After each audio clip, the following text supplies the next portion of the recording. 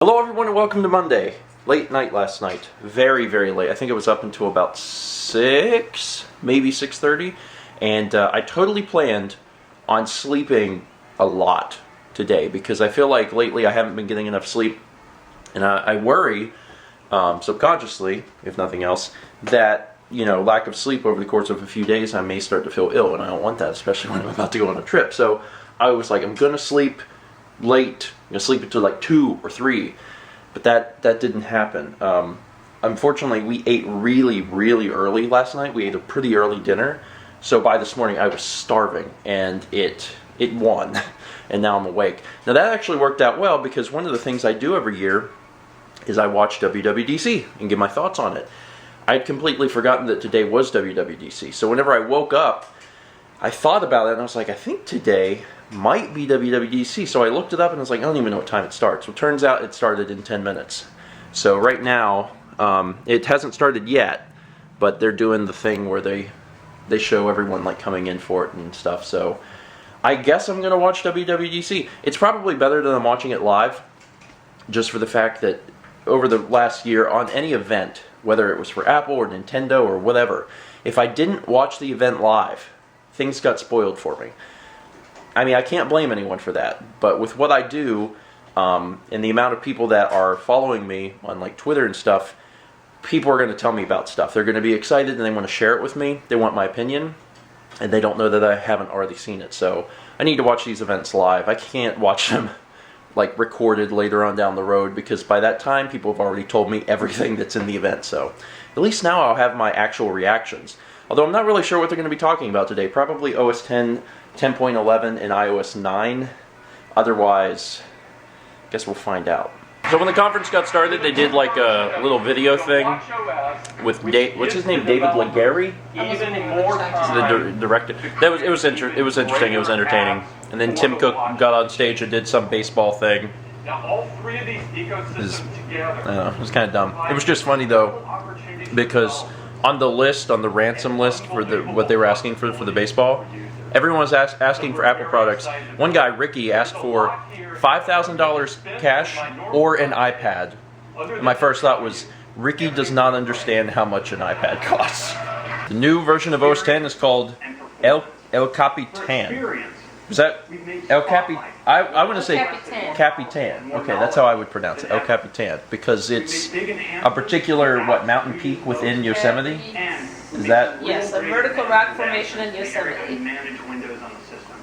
Okay. The naming of it actually makes a lot of sense because generally how they do it is they switch on both iOS and OS 10 between like features and bugs and features and bugs. So this is not a huge update. It's not going to be as big as it was when we jumped to Yosemite. So by actually calling it something within Yosemite, that makes sense. We've done this before with like leopard and snow leopard and lion and mountain lion, so it's actually not that surprising. Finally, in Safari, they'll tell you which tab the audio is coming from, which I would get excited about if it weren't for the fact that Chrome has had that for years and years and years. Craig's talking about mission control and the fact that you can slide 3 fingers up and it just separates everything. That's weird because that's just expose. Like, I still use that. I mean, they're calling it something different and acting like it's a new feature, but this has been around for like 10 years. There's a button dedicated to it on the Apple keyboard. Okay. El Capitan has taken a feature directly from Windows. Yeah, 7? Windows 7? I don't think it was in Vista, I think it was in 7. Yeah. Where you can like drop a window on one side of the screen and it, fills like one side of the screen and not the other side of the screen. They're not gonna mention that it's from Windows, but it's definitely from Windows. That said, it's a good feature. It was one of the things I actually really liked about Windows, so I'm glad it's coming to OS 10. But yeah, that's totally lifted straight from Windows 7. I like the idea of having multiple desktops, and that's something that OS 10's had for quite a while, but I've never used it.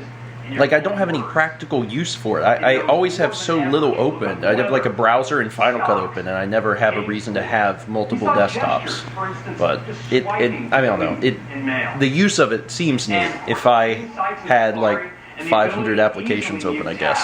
I knew this was going to be a performance update, so I'm more interested to kind of see what performance stuff is coming to OS X, and there's a lot of improvements. The biggest one's probably that Metal is coming to Mac, and however you slice it, that's a good thing. Now they're showing, they have a guy from Epic out here showing off wireframes in Unity. I don't really understand, but hopefully soon they'll get to iOS, because OS, there's not going to be a whole lot to see in OS X. It's like, yeah, stuff goes faster, and I'm cool with that, but now I want to see, like, new stuff. So in iOS 9, lots of new Siri commands, which is nice. The other thing that's interesting is they've changed the Spotlight search back to what it was a bajillion years ago, where you just swipe left from the home screen. I guess it's because people didn't know that they could swipe down and search. Mal just said she didn't ever use that. Why would I need to use it? I used it all the time to get to apps that I didn't have readily available. Like I didn't have to go searching for stuff on other pages. I just swiped down and typed it in, but maybe people weren't using it, so they're trying to hide it less, I guess. Passbook got renamed to Wallet, which seems like a much better name. Also has a cooler icon. They talked about earlier in OS X, but Notes now has like rich formatting and junk, and that's obviously coming over to iOS 9. You can also make checklists in Notes. It's pretty neat. Apple has spent a lot of time trying to get transit perfect within Maps, which seems cool, because there's occasions where we've had to use that. So I'd rather just be able to use one native app for transit rather than like, oh, we need the Boston Subway app. The Boston Subway app was really good, though. I know, but wouldn't it be great if just everything was in one place? They have a new app called News, which brings news to one place. Pretty sure it's just an RSS feed, even though the days of RSS feeds are dead, but it's a similar concept.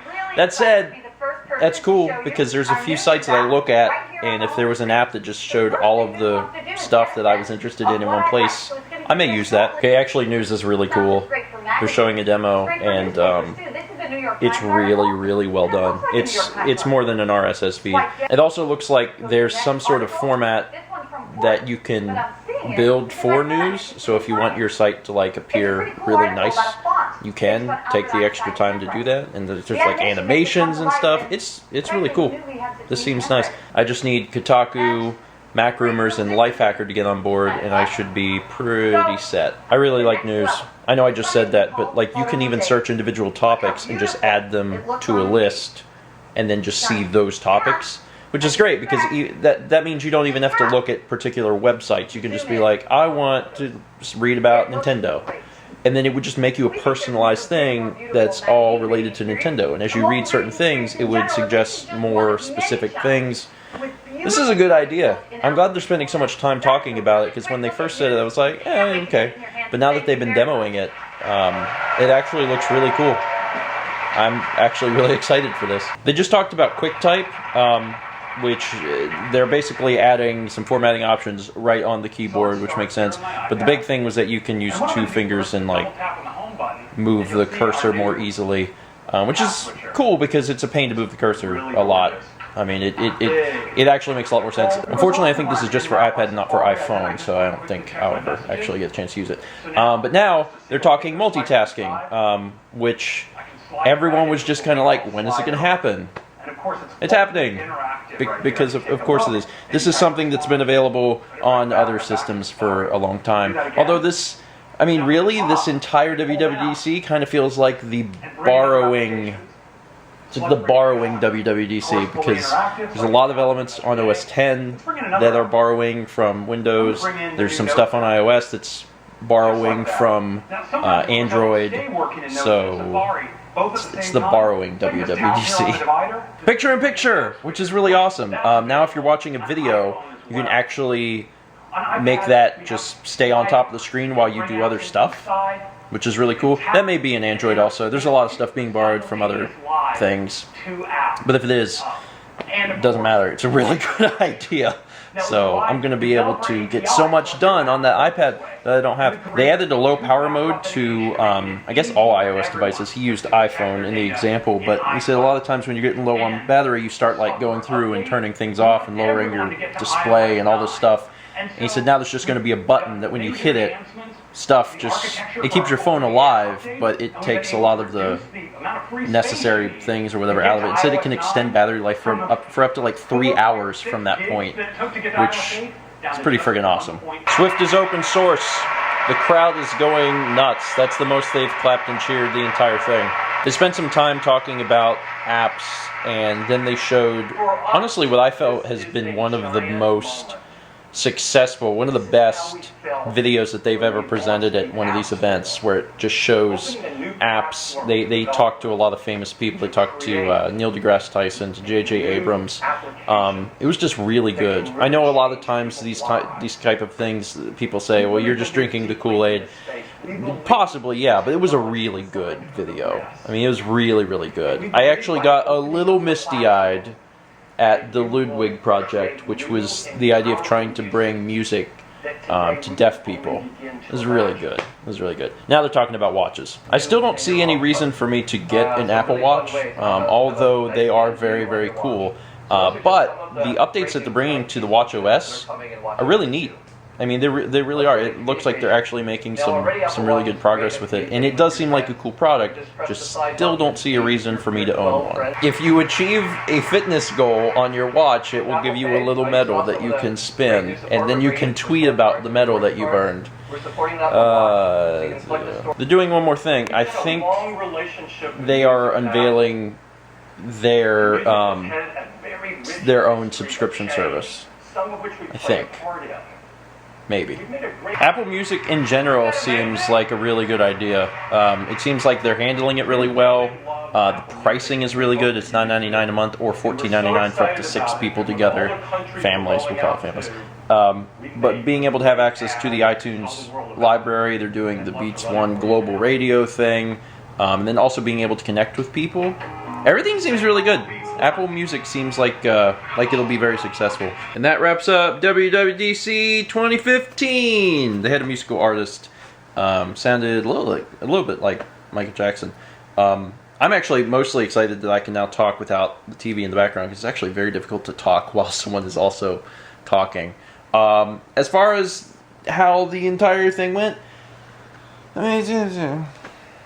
yeah, it wasn't as exciting as last year, but also last year they unveiled Yosemite, which was a big thing, and I was excited about that. This time around, I mean, less exciting stuff. Mouster, I'll ask you, because you've been here, you watched this entire thing. Was there anything... You also, fell asleep. Yeah. We both need more sleep. Was there anything that stood out to you? Not really. Not really. I think the thing that was probably my absolute favorite was news. I'm really looking forward to the news thing. And Apple Music looks good. I don't think I'm going to get a subscription, but also the first 3 months are free, so maybe I'll try it, but probably not. I have a ridiculous amount of music, and I like the music I have. I still have music in my library I've never even listened to, and I get around to eventually, but yeah, I probably won't use it. But it looks like it'll be successful. As far as on the OS X and iOS fronts, I mean, it's like I mentioned earlier in the video, it's a lot of borrowing. The window snapping thing made sense in Windows 7 whenever I used it, and I really like that. They probably didn't implement that immediately because it would have felt so much like copying. Instead, they've waited. When did Windows 7 even come out? It's a long time ago. So they've waited many, many years to implement that. So maybe that's why. Maybe they purposely waited that long before they implemented it, because it's a good feature. It really is. Same with the multitasking. That just makes sense. Everyone's been waiting. When is the iPad going to get multitasking? And of course now it does. Not the best WWDC, but that's all right. We'll hold out for the fall and get excited for whatever the heck the iPhone 6S and 6S Plus will bring. See what happens there. Anyway, the day's just getting started. I know we're tired, which is awful. Well, but we've been sitting here. We've also been sitting, even though that's what I'm going to be doing the rest of the day. It's also sitting. Fan Favorites just finished uploading, so I'm going to work on that. I'm actually going to go ahead and end the vlog here because it is just going to be a huge work day. But talk about WWDC. I know that we have a lot of people that watch that are, Apple fans. We have a lot of people that are PC fans. We have a lot of people that are extremely critical of one or the other. behave, everyone. But talk about WWDC. In my opinion, there's not a whole lot to talk about. Maybe you're a developer. I do have some developer friends. They get real excited about Swift, and maybe that will be something you'd like to talk about. Either way, talk about it down below. And as always, let's meet back tomorrow, shall we? Steven, can you and Josh have another awkward hug?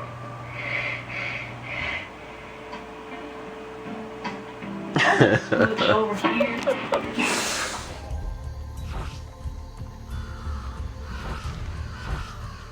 Okay, now's my chance. Ha! LOL!